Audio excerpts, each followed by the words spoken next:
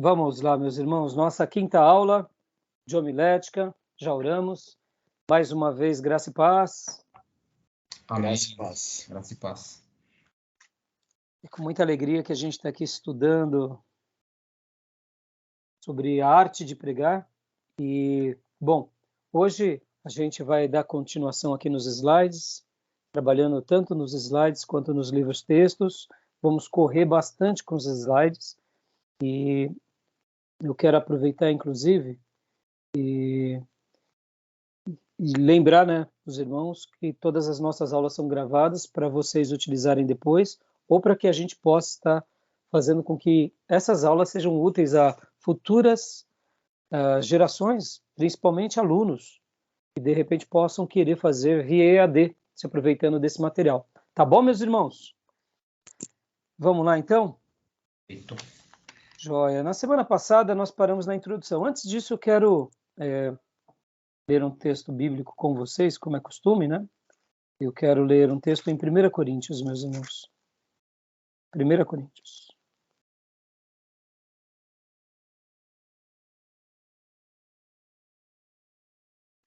Capítulo 2, versículo de número 14.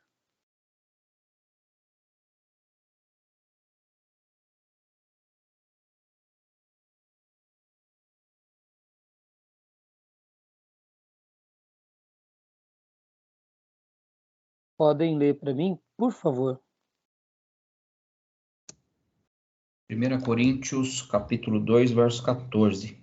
Isso. Quem não tem o Espírito não aceita as coisas que vêm do Espírito de Deus, pois lhes são loucura, e não é capaz de entendê-las porque elas são discernidas espiritualmente. Pode ler o 15 também, por gentileza, e o 16. Mas quem é espiritual discerne todas as coisas, e ele mesmo por ninguém é discernido, pois quem conheceu a mente do Senhor para que possa instruí-lo? Nós, porém, temos a mente de Cristo. Amém.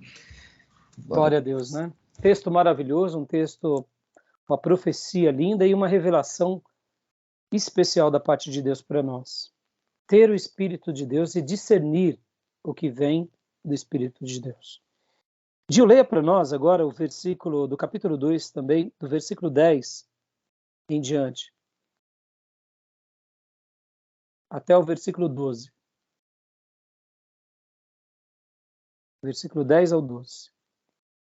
Pronto, Como é importante, por que eu estou pedindo para vocês lerem esse texto? Eu quero dar um testemunho do que aconteceu sábado.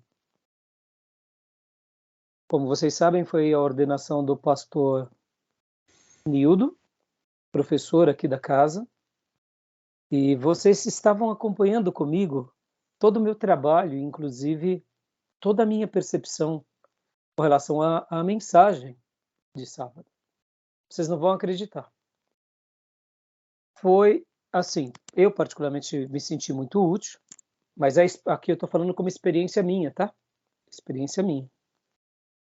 Eu ainda não sei de tudo que possa vir a gerar ou possa vir a ser, mas aos 48 do segundo tempo, Deus mudou toda a mensagem. Vocês acreditam nisso? Minha mensagem preparada, arrumada, prontinha. Sábado é o meu dia de folga, como é praxe. Tiro sempre aos sábados, a não ser quando realmente tem algum compromisso na igreja. E esse sábado eu estive em atividade normal, até porque eu ia pregar. Então foi um dia muito agradável também, um dia de trabalho. E até nesses dias eu acabo tendo aquele período de consagração maior. Como eu já vinha trabalhando em cima da mensagem, foi o dia apenas de dar aquelas pinceladas. Estava tudo prontinho, tinha imprimido, meu esboço, inclusive está aqui na minha mochila, na minha pasta, né? Olha só, deu quantas folhas de impressão? Eu vou mostrar já para vocês. Deu 6 folhas. 6 ou 7? Acho que 7 folhas. Isso. 7 folhas, irmãos.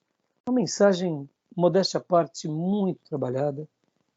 Mas enquanto eu tomava banho, Deus imprimiu uma frase no meu coração.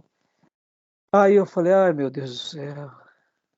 Será que é para acrescentar essa frase? E aí foi tão forte. Eu falei, amém. Amém. Aí, enquanto eu ia até lá, irmãos, é como se todas as demais coisas se desvanecessem. Ficasse só aquela frase. E eu falei, amém, Senhor. Lembra que eu falei para vocês que eu já aprendi na experiência? Então, imagina o pastor indo fazer o culto de ordenação, igreja cheia, visitantes, um monte de pastor, e ter que mudar tudo de última hora. Oh, meu Deus do céu, que terror! Mas eu aprendi uma coisa, lembra que eu falei para vocês aqui, muitas vezes, da gente ouvir o Espírito Santo, sentir o toque e obedecer?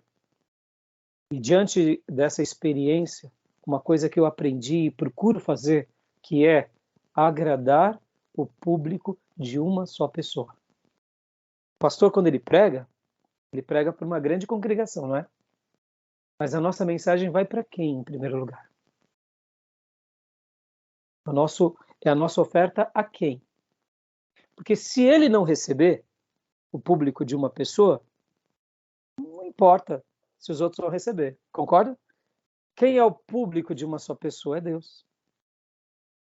Nós que pregamos, temos que pregar acreditando que Deus receberá, sobretudo.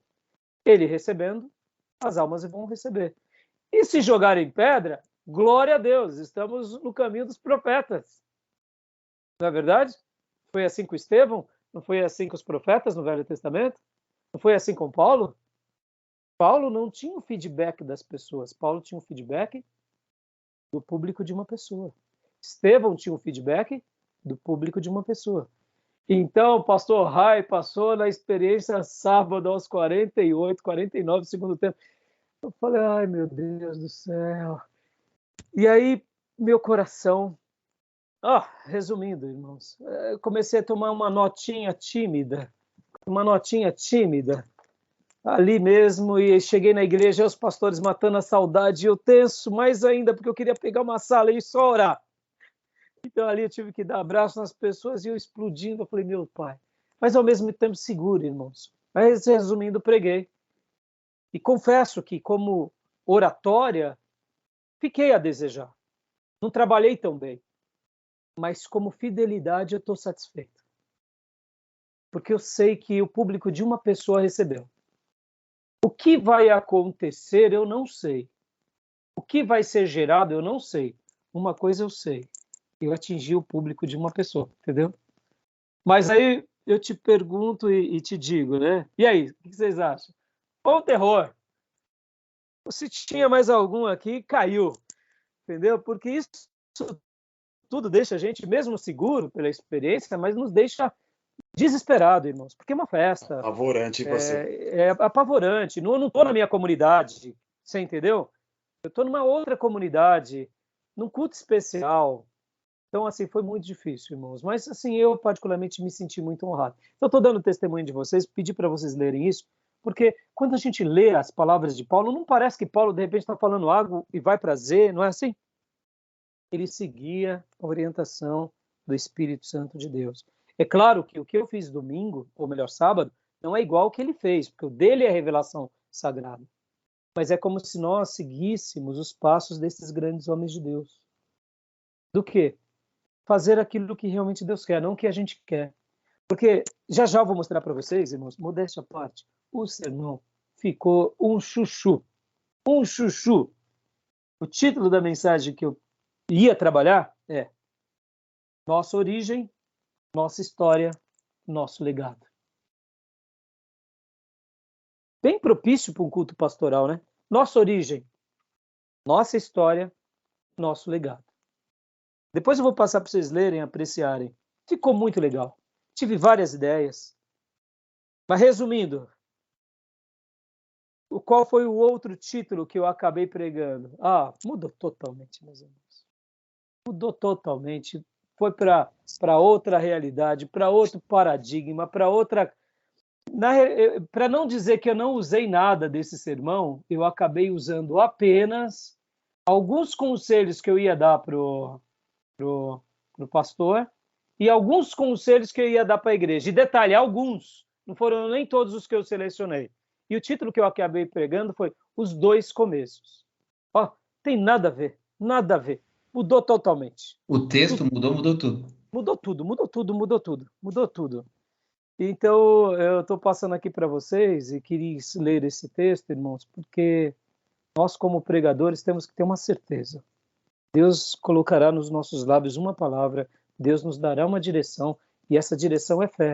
E a gente segue ela. Agora, é claro, olha, foram 7 páginas digitadas, irmãos, trabalhadas, pesquisadas, estudadas, buscando, sabe, material. Modéstia à parte, está bem caprichado. Mas, como eu disse, oratória, pelos métodos da oratória, posso ter ficado a desejar, posso, mas eu senti que Deus queria que eu trabalhasse sobre essa ideia, os dois começos. Os dois começos. E trabalhei. Foi simples assim, entendeu? Então, estou deixando esse testemunho ler para nós agora, Gil, e para passar assim essa experiência, né? A gente que está servindo a igreja, nós só somos um instrumento, somos mais nada. E eu aprendi, em certa ocasião, que quando o Espírito Santo sussurra, a gente só obedece e faz. Porque é Ele iluminando a nossa vida. Tá bom, meus irmãos? Amém. Leia para nós? Pode ler. Deus, todavia, o revelou a nós por intermédio do Espírito. Porquanto o Espírito a tudo investiga, até mesmo as profundezas de Deus. Pois, quem conhece os pensamentos do ser humano, a não ser o Espírito do homem que nele reside? Assim, igualmente, ninguém conhece os pensamentos de Deus, a não ser o Espírito de Deus. Nós, entretanto, não recebemos o Espírito do mundo, mas sim o Espírito que vem de Deus, a fim de que possamos compreender o que por Deus foi outorgado gratuitamente. Pode ler também o 13, meu irmão. Sobre isso também pregamos, não com palavras ensinadas pelo saber humano, mas sim com palavras ministradas pelo Espírito, interpretando verdades espirituais para os que são espirituais. Amém. Glória a Deus. E qual foi a ideia que Deus colocou no meu coração na mensagem do pastor Nildo? Foi bem simples, os dois começos. Que todos nós temos, que fomos separados para o ministério, temos dois começos. Um quando nos convertemos e um outro quando há o grande momento da nossa vocação. E aí usei Pedro, quando Pedro, no mar de Tiberíades, Jesus diz, vem, segue-me, e farei de você pescadores de homens. E vem o mesmo Pedro, quando ele está também no mar da Galileia, e Jesus, depois da ressurreição, diz, Pedro, tu me amas? Então agora, Pedro, pastoreia as minhas ovelhas. Dois começos. Paulo teve dois começos. Aonde foram os dois começos de Paulo? Na rua de Damasco. Foi o seu primeiro começo. Ali, ele nasce para Deus. E em Antioquia da Síria, ele nasce para o ministério. Porque lá em Antioquia da Síria, 13 anos depois, o Espírito Santo disse, separai-me, Barnabé e a Paulo. E aí eu trabalhei em cima disso. Que todo ministro do Evangelho, ele tem dois começos. Um que é para a sua salvação e outro que é para o ministério. Em algum momento, ele passa por essa experiência. E eu estava numa angústia tão grande, num desespero tão grande, mas eu sabia que era para falar isso, que eu falei isso. Ponto. Aí eu esqueci, inclusive, de falar para a igreja. E os irmãos da igreja? Depois, eu pensando com os meus botões, eu poderia ter acrescentado. E você que não é ministro? Você que não é ministro, você também terá dois começos. Quando? Para o ministério pastoral, não. Quando você receber o dom do Espírito Santo, para servir a Deus naquilo que ele te deixou. Mas, irmãos, eu não sei porquê, na hora eu não lembrei disso, que seria algo tão óbvio.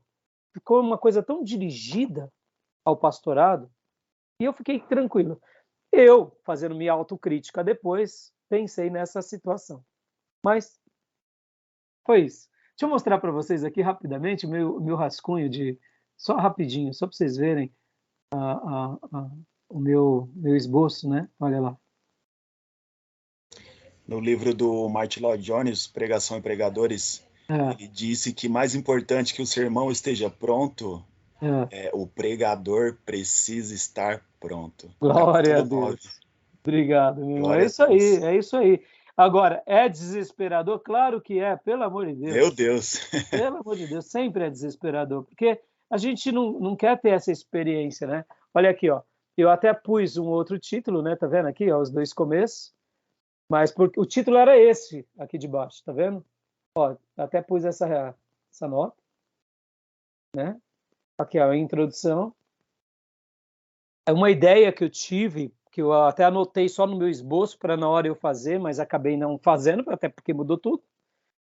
Aí aqui, no caso, né, a tese que eu queria defender. Aí algumas observações da tese.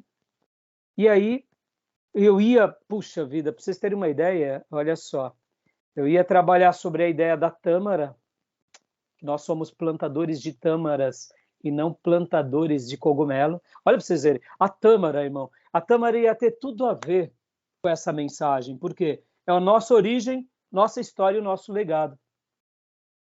A tâmara ia ser, eu diria, uma ilustração para eles, né? E aí, ó, olha até como eu subdividi os meus pontos. Eu subdividi assim, ó. A primeira tamareira são esses aqui. Aí eu ia trabalhar no primeiro ponto. Ia usar essa figura de linguagem. A segunda figura de linguagem é essa, segunda tamareira. Aí depois a minha terceira, aqui. E, por último, alguns conselhos que eu ia dar ao pastor. E, por último, alguns conselhos à igreja. Né? Ó, tá vendo? E a conclusão. Eu ia citar algumas conclusões bem legais. Olha essa frase. Essa frase, eu uso essa frase, ela está dentro do meu material de teologia pastoral. O pastor MacArthur, no livro Redescobrindo o Ministério Pastoral, ele faz uma citação desse Phillips Brooks, que diz: é muito mais importante o que o ministro é do que aquilo que ele é capaz de fazer, pois o que ele é dá força ao que ele faz. Em longo prazo, o ministério é o que somos, tanto o que fazemos. E aí ia trazer a ideia de novo da tamareira e ia concluir. Mas eu, no meio de tudo isso, desses 3 pontos, além da ilustração da tamareira, eu ia usar uma frase que eu aprendi, que é o seguinte: o que um grande líder faz nesse momento? Eu aprendi, em certa ocasião, com um pregador. Esse pregador, ele falava o seguinte, que quando ele estava prestes a tomar uma decisão, uma iniciativa, e muitas vezes ele estava se acovardando, estava com preguiça, esse pregador, esse grande líder, fazia essa pergunta: se fosse o Billy Graham, o que o Billy Graham faria agora? Parece bobeira, né? Mas olha que frase linda. Se fosse o apóstolo Paulo, o que o apóstolo Paulo faria agora? Então eu ia trabalhar dentro desses meus 3 argumentos, assim como eu ia usar a tamareira, eu ia usar o quê? Essa frase para poder ser um vínculo desses meus 3 pontos. Mas tudo mudou. Então, Deus seja louvado. Espero que realmente o fruto eu colha lá na eternidade. Porque, na realidade, aqui na Terra, a gente vai colher alguma coisa, mas o mais importante é o que a gente vai colher na eternidade. Né? Então, fica aqui, né, um exemplo. Parabéns, pastor. De algo... Parabéns. Coragem. Pela coragem, sim, né? Pelo desespero, né? Porque, assim, é difícil, sabe, irmão? Você vai falar fora. Mas é nessa hora que a gente fica seguro. Como eu disse, dei o meu exemplo esses outros dias. Tem vezes que a gente quer seguir muito a cartilha, né? Para ser bem recomendado, para ser bem prestigiado, para ser bem... E tem horas que a gente tem que ser mais profeta, né? E assim, confesso para vocês, ó, fiz uma lição de casa muito bem feita, admito. E para mim era muito mais seguro seguir a cartilha, né? Muito mais seguro, mas eu acredito nisso, sabe, irmãos? E não é querendo ser especial, não, porque isso me aterroriza. Eu gosto de ouvir uma mensagem depois e falar, essa mensagem ficou boa. E não, por exemplo, ter uma autocrítica e falar não ficou tão boa. Lembra do que eu disse semana passada, daquela mensagem do Zezinho que ia jogar fora? Lembra? Tem vezes que a gente se sente assim no final de uma mensagem. Mas é o que o Martin Lloyd Jones nos ensina. O culto e a igreja, a pregação, todo momento do culto é do Senhor. E Ele faz como Ele quer. A gente é só uma ferramenta. Então, Deus seja louvado, viu, Gil? Eu só passei para vocês porque, olha, eu não imaginava isso. Já preguei nessa igreja um monte de vezes, e nunca aconteceu algo assim, tão forte, ainda mais num culto como esse. Já fui em aniversário, já fui em outras ocasiões, festividade, sempre sou chamado lá. Mas era um culto pastoral, não é uma coisa que você vai com frequência. Então, você quer perpetuar aquele momento com mais excelência, né? Mas eu digo para vocês, mesmo que possa me faltar o elogio dos pastores e dos líderes, eu tenho certeza que o público de uma pessoa que é Deus, ele ficou feliz. Tenho certeza que eu agradei ele, e isso é o que me consolou, tá bom? Então deixo esse meu exemplo para vocês como um legado, né? Para que sirva para a vida de vocês, para vocês não se acovardarem, porque na realidade nós não temos nada, nós só somos o proclamador, né? Só somos servos, tá bom? Depois, se vocês quiserem, eu mando para vocês o meu sermão para vocês lerem, para vocês verem as ideias, para vocês verem, tá bom? Passo para vocês como um material extra. Eu vi que o senhor faz uns comentários, né? Assim, eu achei bem interessante, porque de fato é o teu pensamento, e o senhor deve seguir um script que está na tua memória, na tua cabeça, mas ali também funciona como um lembretezinho. Um lembrete. Porque muitas vezes, né, você fala assim, por exemplo, pastor, tem vezes que eu leio um versículo e coloco no meu esboço, lê o restante depois. Por quê? Enquanto eu faço minha lição de casa, eu noto que se eu ler tudo antes, não cria aquele impacto. São detalhes, né? Mas isso é a experiência do dia a dia, né? É a experiência e aprendendo com os mestres, né? Aprendendo com eles e com esses livros que a gente está aqui trabalhando, porque quando a gente vê com eles, nós notamos o seguinte, o que eles fazem para enriquecer um sermão? Entendeu? Então, assim, quando a gente tem uma ideia, a gente tem que considerar e anotar. E eu gosto de anotar, por quê? Porque depois eu posso vir a me esquecer. Então, eu anoto, eu imprimo, eu levo para o púlpito. Caso eu precise, eu dê uma olhada. Mas eu procuro ficar bem solto, não ficar muito preso. Mas é um princípio de cada um. Eu noto nas suas pregações, o senhor tá lá, o script tá lá, mas eu não vejo o senhor. Eu procuro fazer uma situação assim onde eu fique mais confortável. Agora, já teve vezes que eu praticamente li todinho um sermão, mas não é o meu feitio. Não é.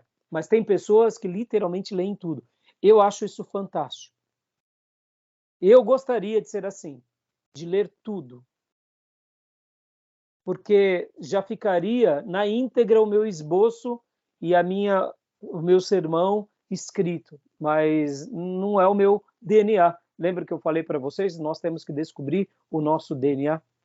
Né? Então, outra coisa, irmãos, eu também tenho muita dificuldade. Outra coisa, parece bobeira, hein? Eu falei, alguma coisa estava me incomodando na igreja lá. Eu segurei o microfone, geralmente eu gosto de ficar com os braços livres. Eles me passaram o microfone, eu peguei, esqueci de pôr no pedestal, porque na minha igreja eu já ponho no pedestal, entendeu? Eu gosto de ficar assim, ó, com a mão solta. A gente chama em oratória de mãos tagarelas. Fala com a mão. O nosso corpo se comunica muito mesmo. Então, minha mão é tagarela. E aí, depois eu falei, não, também, algo estava além da tensão, isso parece que não, mas olha esse detalhe. Se eu tivesse colocado no pedestal, eu ficaria mais seguro. Eu gosto de andar no púlpito. Eu gosto de me locomover. Eu gosto de usar lousa. Então, possivelmente, uma hora eu vá começar a pregar com lapela, porque para mim isso tudo é muito bom. Porque o fato de segurar algo me atrapalha. Eu perdi o hábito. Eu não sei se é muitas aulas, né? Então, eu perdi o hábito de segurar o microfone. Então, eu gosto de ficar com as mãos soltas ou tagarelas. O senhor falou do usar o pedestal, eu reparei que o senhor também faz isso, né? E o professor Fabiano também, nas mensagens que eu vi dele, o trejeito é muito parecido contigo, pastor. Mas também, como a gente começou a fazer as gravações e o pessoal procura dar um close lá para ficar uma imagem melhor, Então a gente acabou se padronizando, né? Centralizou, fica. Agora, quando dá para andar, mas sei lá. Você vê, é aquilo lá. Cada um tem que ser o que é, né? Tem que ser o que é. Não tem Mas eu achei jeito certo ou interessante jeito porque, errado. de qualquer modo, eu achei interessante porque o senhor está formando, né? Tem pessoas, e é uma escola, literalmente, que as pessoas vêm e falam, pô, legal, vou seguir isso aqui. E tá fazendo, e tá dando certo. É. No Esse bom, domingo, por exemplo, se você for ver o culto de domingo, como a minha mensagem de domingo ela estava modéstia à parte, eu tinha um esboço, mas estava mais resumido. Então e ela era uma mensagem mais, vamos dizer assim, mais fervorosa. Eu queria olhar mais para as pessoas, olho no olho, e dirigir na hora que estivesse falando. Eu até cochichei para o ministro de música, pede para o rapaz, que é o Luquinhas, que vai mexer na câmera, para deixar aberto, porque hoje eu vou andar. Falei para ele. Aí, enquanto eles estavam fazendo as orações, eu já pus no pedestal e falei, não vou andar, não. Aí eu falei, Luquinhas, pode fechar. Eu acho que o meu ministro de música falou, pastor, pede depois. Não sabe o que quer, pastor? Graças a Deus não tive esse problema. Mas por que eu estou falando isso? Eu achei que esse domingo, porque como eu trabalhei no tema o Senhor vive, então eu queria falar essas palavras olhando nas pessoas e me dirigir e até, sabe, se mexer e falar isso para as pessoas com mais convicção. E eu achei que se eu andasse, ia ser melhor.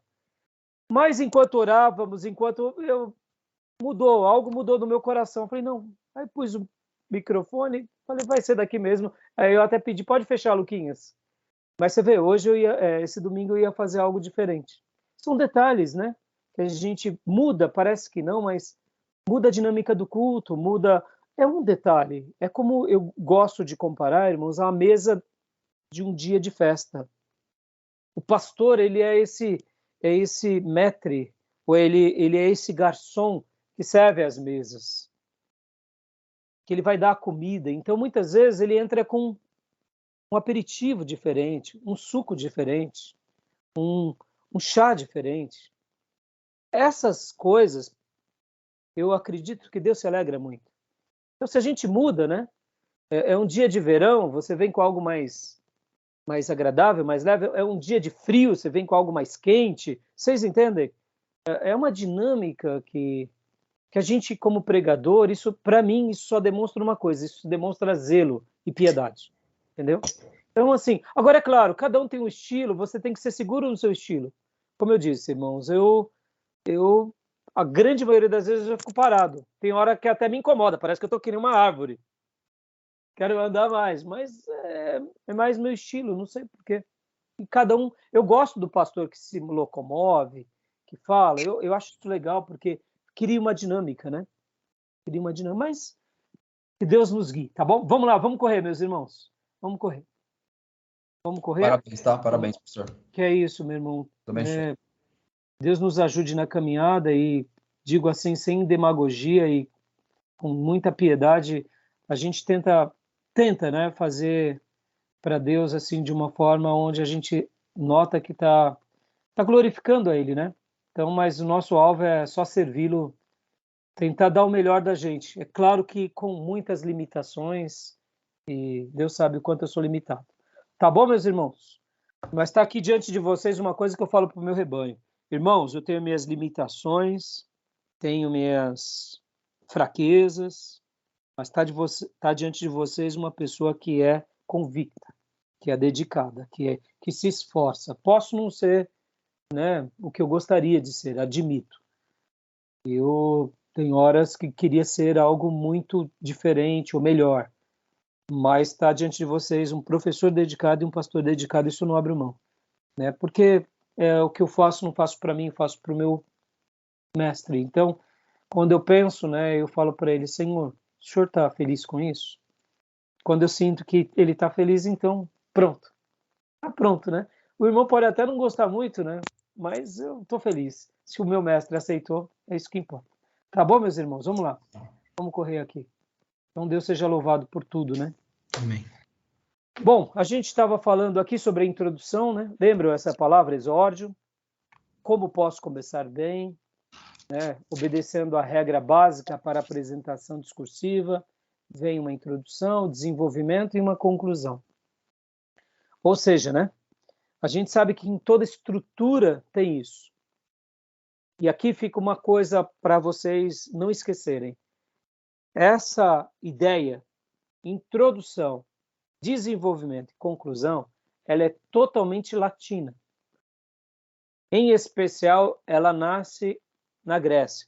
A nossa maneira de pensar, como oradores, nasce num contexto grego e ele é aperfeiçoado no contexto romano.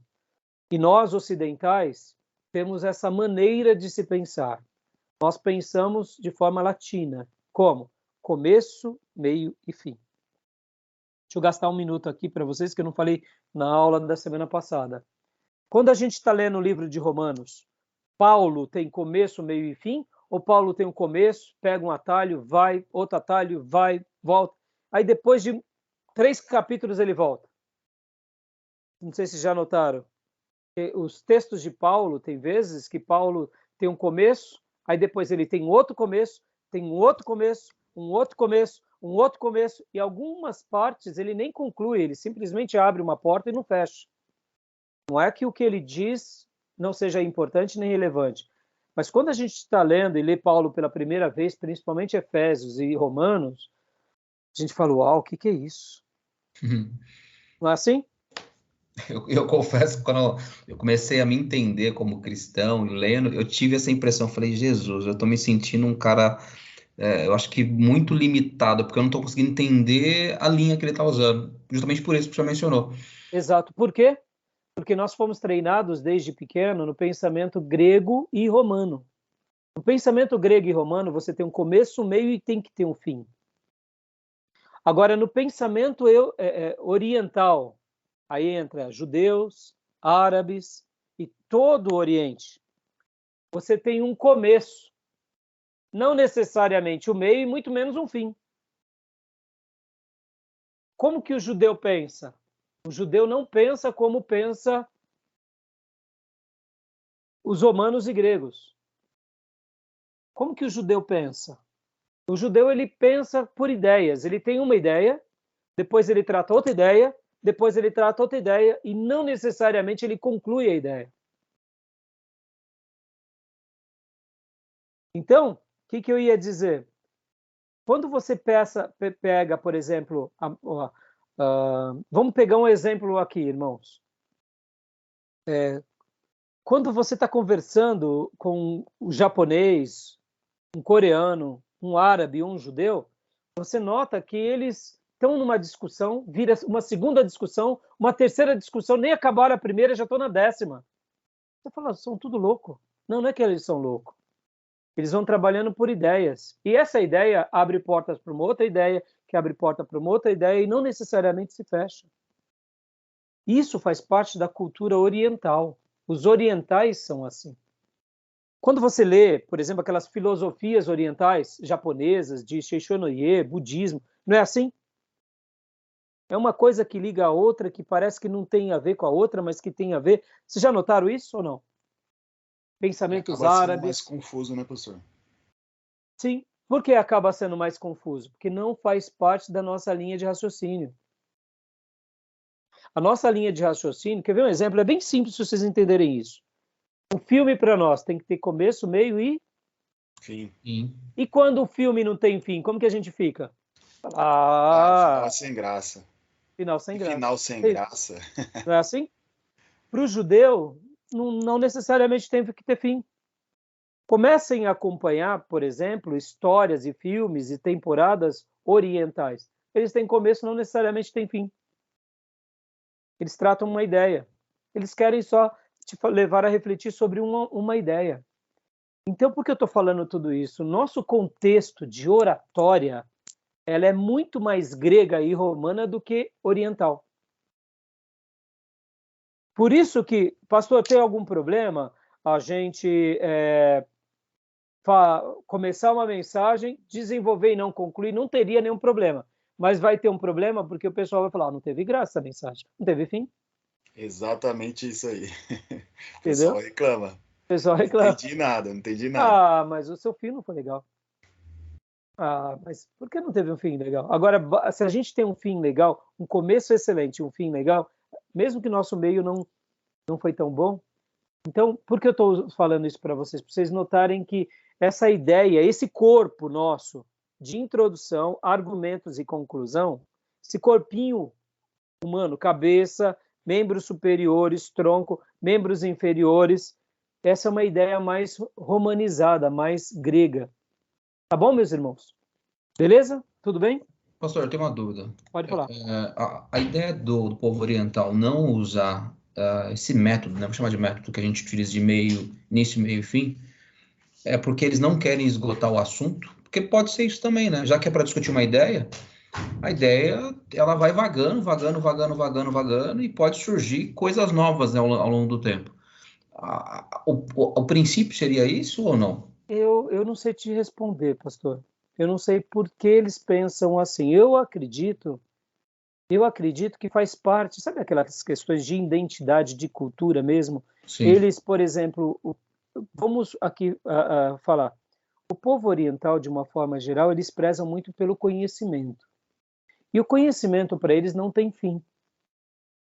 Eles são muito dedicados na maneira em que eles transmitem o conhecimento e tentam melhorar as próximas gerações. Então, eu acredito que deve ser em função disso, porque uma discussão boa, ela sempre é uma discussão presente. E não necessariamente tem que ser concluída aquela discussão. Então, eu acredito que seja por isso. Agora, te dizer exatamente o porquê, eu não sei te dizer. Vou dar um outro exemplo para vocês, né? Pode ver, irmãos, o Ocidente, a gente não produz muito filme, muita temporada o tempo todo. Pode ver, nós precisamos ler um livro novo a cada período. Eu, particularmente, eu acho que isso é bom, mas acaba sendo ruim. Porque a gente não pode assistir o mesmo filme segunda vez. Eu sou um apreciador das artes por várias vezes. Eu gosto de assistir um filme várias vezes. Eu gosto de ler um livro várias vezes. Eu sou um degustador de artes. Eu. Mas a gente vê que o nosso contexto ocidental, ele pode ver, eles são insatisfeitos com o antigo, com o clássico. Eles têm que ter algo novo o tempo todo. Há um frenesi por algo novo. E eu já noto que entre os orientais, não, eles resgatam as suas origens, eles gostam dos seus clássicos, eles repensam com seus sábios. Pode ver. Até hoje, a gente nota que eles têm pode ver, eles preservam a tradição. Se você for conversar com os eruditos do Japão, eles sabem qual é o imperador atual, a dinastia atual. Se você for falar com os chineses, quantas dinastias já aconteceram entre eles, pode ver, eles preservam a sua tradição com uma autenticidade, com uma veracidade muito grande, coisas que nós ocidentais e principalmente latinos não fazemos. Né? A gente não preserva a história. Então, pastor, eu deduzo que é por causa disso que você falou. Né? Eles gostam da discussão. Para eles, uma boa ideia sendo dita por um imperador há 2 séculos atrás é importante. Entendeu? Então, assim, eu acho que deve ser por isso mesmo, sabe? Eles gostam da discussão sempre presente, reaprender com seus sábios, com seus mestres, entendeu? Deve ser por isso. Legal. Tá bom? Eu só sei o seguinte, nós pensamos com começo, meio e fim. E é um padrão nosso, pode ver, a novela, o filme, tem tudo isso, né? Tá bom? Beleza? Vamos lá. Valeu. Então, continuando aqui, né? Finalidades da introdução, a gente falou semana passada algumas frases, como que a introdução ela serve para captar, né, com garras de aço, como uma águia, o ouvinte, né? Leia para nós, pastor. Finalidades da introdução. Vamos lá. Primeiro, despertar a atenção dos ouvintes. 2, provocar o interesse na igreja. 3, demonstrar a relevância do tema. E 4, preparar para entrar no desenvolvimento. Então a gente sabe que a introdução ela é fundamental e ela é importantíssima. E se a gente trabalhar bem sobre essa introdução, a gente já é como nós citamos semana passada a questão de Napoleão. Napoleão, nos 5 primeiros minutos da batalha, decidia a guerra. E eu acredito muito nisso, né? Pode ver que os grandes oradores, os seus 5 primeiros minutos, eles conseguem, né, pegar os seus ouvintes. Então, é fantástico isso, tá? Vamos lá. Continua lendo para nós? Pois não. Características da introdução. Primeiro, deve ir direto ao assunto. Segundo, deve-se eliminar fatos irrelevantes. Terceiro, usa-se de 10 a 15% do tempo do sermão. Quarto, deve ser criativo e ter qualidade. Quinto, não acusar, agredir ou condenar. E sexto, contextualize o discurso. Né? Dando algumas sugestões aqui, porque muitas vezes, se você já começa, principalmente aqui no 5º ponto, fazendo acusações, agredindo, se é uma mensagem de exortação, você tem que saber como conduzir a exortação, porque senão as pessoas já vão se fechar. Alguém já disse, irmãos, que uma das formas mais poderosas para nós quebrarmos aquele jeito carrancudo das pessoas é você sorrir a elas. E é verdade. Quando nós sorrimos a alguém, você já desarma a pessoa. Uma pessoa que ela tem a percepção da massa e ela domina essa psicologia da massa, ela é agradável. Ela sabe sorrir, ela sabe... Raramente a pessoa vai com a cara fechada, vai de forma sisuda. Não é aconselhável começar assim. Mesmo que a nossa palavra seja uma repreensão, a gente tem que saber conduzir com muita habilidade. Ao mesmo tempo, também, a gente não pode ser mole, né? Nem frouxo. Ó, irmãos, o que eu tenho para falar aqui, você já vai me desculpando, porque aí você já está pedindo desculpa, então você não quer fazer. Ora, mas se Deus está te mandando dar aquela palavra, perceba como que é delicado. Como ser conduzido nessa hora? Pedir desculpa seria legítimo? Não, exceto quando nós também deixamos a desejar. Aí a gente se torna inclusivo. Irmão, sobre esse ponto, eu também tenho me esforçado. Então não quero que vocês me tenham como hipócrita, mas está diante de vocês alguém que se dedica ao máximo sobre esse tema. Então, você está fazendo uma meia-culpa ali com muito jeito, com muita sabedoria. Isso é importante. Isso é relevante, porque você não fica pedindo desculpa pela desculpa para querer agradar. Porque a gente tem que lembrar, irmãos, que ali naquele momento nós estamos sendo profetas. Mas o profeta, ele chama as pessoas à consciência. Mas a gente também tem que tomar cuidado para a gente não ir para o lado da legalidade, sendo ser um legalista.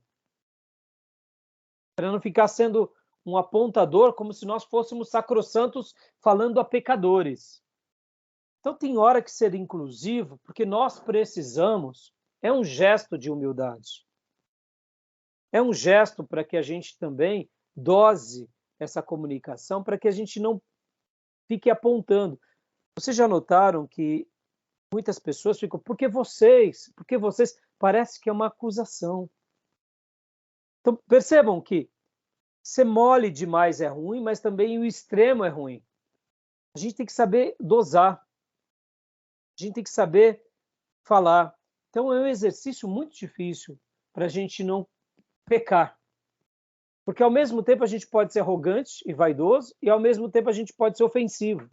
Mas ao mesmo tempo a gente pode ser humilde demais e praticar uma certa falsa modéstia. E ao mesmo tempo deixar a desejar. Ou seja, como é difícil, né? Então é um exercício muito complicado, né? Tudo bem até aí? Querem fazer alguma pergunta? Às vezes é pisando em ovos, né?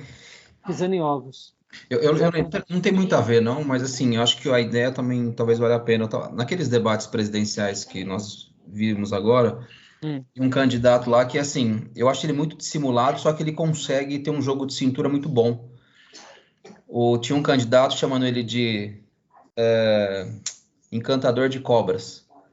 Aí ele virou para esse candidato e falou: tô te achando um pouco estressado demais. Eu acho que foi tão desconcertante aquela fala, porque ele falou tão calmamente e com um sorriso nos lábios. Aí eu falei: meu Deus, ele é mais doido do que eu achava que ele era.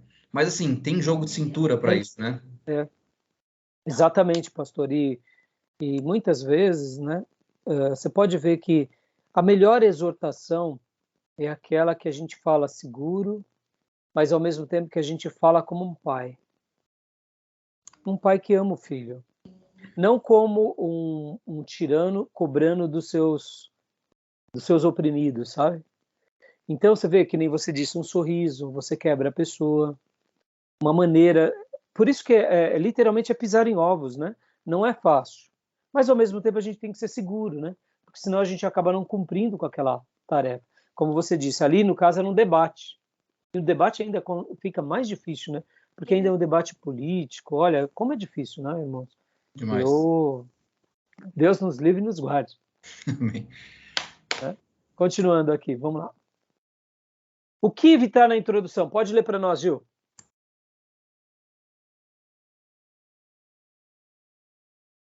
O que evitar na introdução? Primeiro, pedir desculpa pela falta de preparo. Dá uma pausa aqui, Gil, por favor. Pelo amor de Deus. Aí, irmão, você já mostrou que... você já chegou, irmão, sabe o que é? Eu estava correndo, sabe? Não deu para eu preparar, então, irmão, desculpa, tá? Aí a pessoa já fala, pelo amor de Deus, que zelo. Vocês estão entendendo? Ou se não, irmãos, eu não me sinto preparado, porque... Então não aceito o convite. É ou não é? Não vai para o púlpito. Não aceita. É melhor um não verdadeiro do que ficar... Né? Porque essa situação de pedir desculpa pelo falta de preparo remete à ideia do relaxo, remete a uma ideia assim muito negativa, né? O relaxo, descaso, ou senão é perigoso isso. Irmãos, guardem isso. Se vocês estão querendo ser pregadores, aceitem com convicção. Por exemplo, né, no meu esboço, eu tinha preparado algo para falar lá sobre o pastor Enéas. Eu até mencionei um pouco sobre a convicção do Enéas, mas eu ia trabalhar outras coisas. O pastor Enéas, ele amava um homem convicto, um teólogo convicto.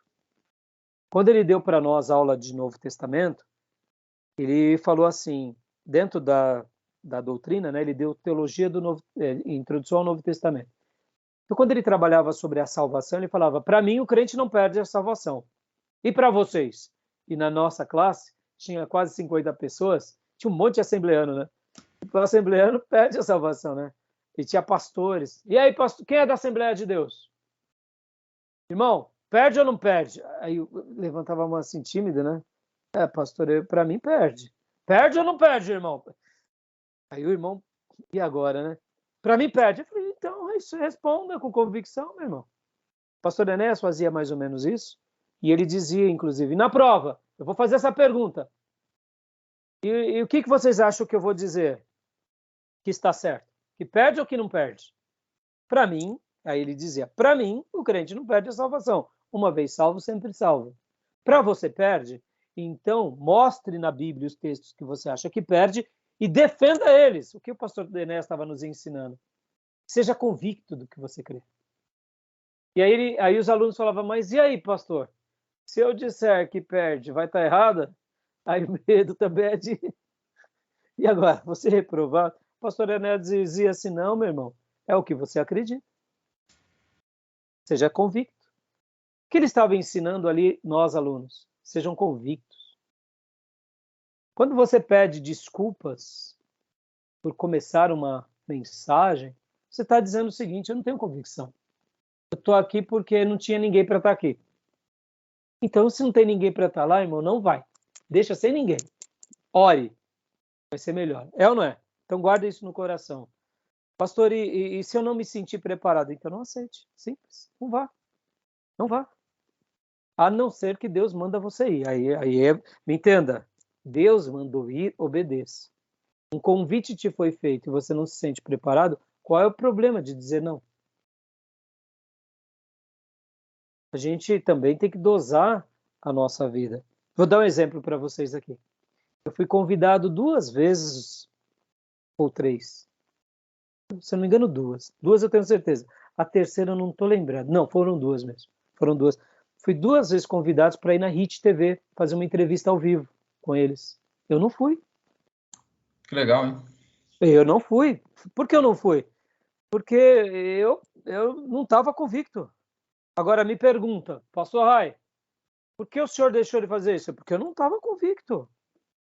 Eu não queria chegar lá para fazer feio. Modéstia à parte, eu acho que eu não faria feio, mas como o tema não era da área que eu dominava, preferi não ir. Ora, para mim, para o meu currículo, isso ia ser ótimo? Claro que ia ser ótimo. A minha projeção ia ser nacional, ia ser internacional. Eu pedi desculpas, eu expliquei, pedi um prazo para responder e depois eu declinei, eu não fui. Pastor, o senhor é xarope. Não, meus irmãos, não estava convicto. Ora, eu não tava, não era o meu tema, não era a minha área, eram temas. E se eu faço feio lá? E o meu chefe? O que ele ia falar para mim? Lembra que eu disse no início da minha aula? Eu tenho que agradar o público de uma. Isso. Para o Raimundo, foi um convite magnífico, porque isso ia me dar projeção, ia me dar conhecimento, ia ser bom para o meu ministério, ia ser bom para o seminário. Mas eu não estava convicto, não era um tema que eu dominava, não era um assunto que eu dominava. E aí eu pedi muita consideração, pedi, olha, me sinto lisonjeado, tudo, e declinei. Desculpe. Aí teve uma segunda vez, pedi também um tempo para dar uma resposta e declinei de novo. Pastor, eu não sei, eu não me sinto seguro. É uma coisa diferente. Eu acho que existem pastores e professores que eles têm uma experiência brilhante. Não estou querendo aqui, irmãos, me entendam, ser o Nicodemo, ser o Hernanes Dias Lopes, que eles dominam, são mestres nossos por excelência. Não é isso, mas eu não quero fazer feio para o meu mestre. Estão entendendo? Eu quero fazer bem feito. Pastor, o senhor se sente o quê? Eu me sinto como um Pedro, como um Paulo, que eu sou uma pessoa que saí, né, ali das pessoas simples para pastorear. Eu não fui treinado na elite, eu não fui treinado na academia, eu não fui, admito. Mas sou uma pessoa esforçada que tento fazer o meu melhor. Então, quando você vai, muitas vezes, num trabalho de TV, você vai estar levando uma igreja, um seminário, a gente tem que... Então, assim, irmãos, eu preferi não ir do que pedir desculpa por qualquer outra coisa, entendeu? Tá bom? Pode ler o 2 aqui, Gil. 2. Discursar derrotas pessoais. Pelo amor de Deus, não façam isso, meus irmãos. A pessoa está ali, né, ela está ali querendo uma mensagem de esperança, de vitória, aí você fica falando da derrota pessoal. Agora, deixa eu dar um exemplo aqui. Se a sua derrota vai ser uma pedagogia e uma ilustração viva, no sentido do quê? De que você vai usar aquilo como um assunto para depois mostrar como você prevaleceu, aí sim. Estão entendendo, irmãos? Sabe aquela expressão de que, olha, irmãos, aqui eu tive dificuldade. Quando aqui na introdução está falando de derrota pessoal, é para você não começar negativo. É isso, tá entendendo? Não é que você não possa, por exemplo, dar uma ilustração de algo difícil que te aconteceu, não é isso. Mas mesmo assim você tem que saber como fazer isso. Porque muitas vezes, ao invés de animar o irmão, você desanima. Ao invés de dar esperança, você arranca a esperança, entendeu? Tá bom? Continua, Gil. 3. Falsas modéstias. Deixa eu gastar um minuto aqui. O que seria falsa modéstia? Vamos supor, irmão, se eu fosse chamado para falar de teologia pastoral, eu não tenho dúvida.